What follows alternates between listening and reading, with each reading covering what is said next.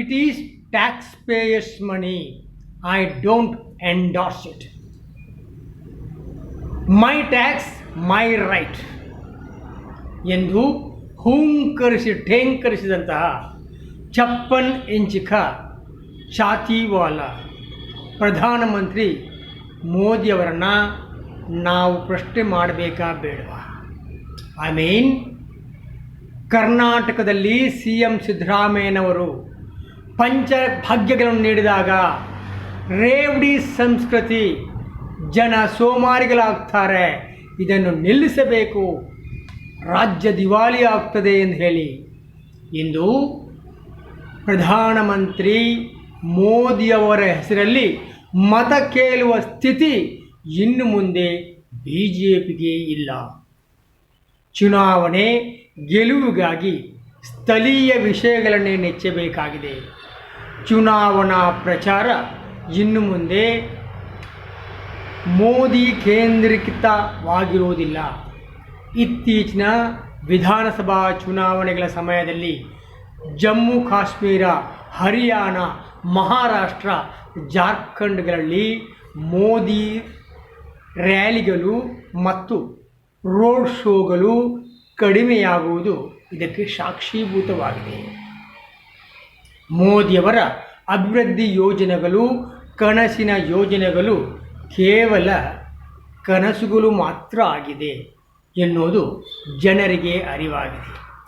ಉದಾಹರಣೆಗೆ bullet train ಕೇವಲ ಹಳಿ ತಪ್ಪಿದ ರೈಲಾಗಿದ್ದು, ಗಂಗಾ ನದಿಯ ಶುದ್ಧೀಕರಣ ಕೇವಲ ಅಶುದ್ಧ ಸುಳ್ಳಾಗಿದೆ ಅಥವಾ ಶುದ್ಧ ಸುಳ್ಳಾಗಿದೆ. ನದಿ ಜೋಡಣೆ ಕೇವಲ ಯೋಚನೆ ಆಗಿದೆ, ಕಾರ್ಯಗತಗೊಂಡಿಲ್ಲ. ಕ್ಷೀಣಿಸುತ್ತಿರುವಂತಹ ಆರ್ಥಿಕತೆ, ವಿಫಲ ಯೋಜನೆಗಳು, ಕಳಪೆ GDP, ರಫ್ತು ಮತ್ತು ಹೂಡಿಕೆಯಲ್ಲಿನ ಕಳಪೆತನ, ವಿದೇಶಿ ಹೂಡಿಕೆ 12 ವರ್ಷಗಳಲ್ಲೇ ಕನಿಷ್ಠ ಮಟ್ಟಕ್ಕೇರಿದೆ.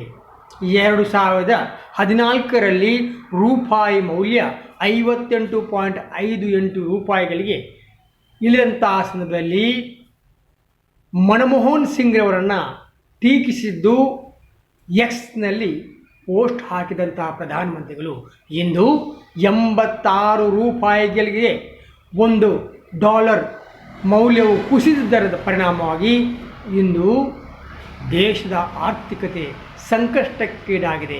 ಆದಾಗ್ಯೂ ಯಾವುದೇ ಚಕಾರವನ್ನು BJPಗರು ಎತ್ತುತ್ತಿಲ್ಲ.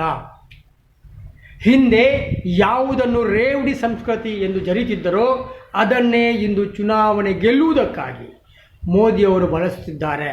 ಆರ್ಥಿಕವಾಗಿ ಹಿಂದುಳಿದ ದುರ್ಬಲ ವರ್ಗಗಳು ಮತ್ತು ಮಹಿಳೆಯರಿಗೆ ನೀಡಲಾಗುತ್ತಿದ್ದ ಉಚಿತ ಯೋಜನೆಗಳನ್ನು ರೇವಡಿ ಎಂದು ಅವಹೇಳನೆ ಮಾಡಿದ್ದ ಪ್ರಧಾನಮಂತ್ರಿಯವರು ಈಗ ಇಸ್ ಬಾರ್ 400 ಪಾರ್ ಎಂದು ಅದು ಆ ಕನಸು ಭಗ್ನವಾಗಿ ಇಸ್ ಬಾರ್ 200 ನಾ ಪಾರ್ ಆದಾಗ ಸ್ಥಳೀಯ ಮತ ಬ್ಯಾಂಕ್ಗಳನ್ನು ಕಾಪಾಡುವುದಕ್ಕೋಸ್ಕರ ಹರಿಯಾಣದಲ್ಲಿ ಮಹಿಳೆಯರಿಗೆ 2100 ರೂಪಾಯಿ ಮಾಸಿಕ ಭತ್ಯೆ, ವಿದ್ಯಾರ್ಥಿನಿಯರಿಗೆ ಸ್ಕೂಟಿ, ರೋಗಿಗಳಿಗೆ ಉಚಿತ ಡಯಾಲಿಸಿಸ್ ಹಾಗೂ 2 ಲಕ್ಷ ಉದ್ಯೋಗ. ಮಹಾರಾಷ್ಟ್ರದಲ್ಲಿ ಮಾಸಿಕ ಮಹಿಳೆಯರಿಗೆ 2100 ರೂಪಾಯಿ.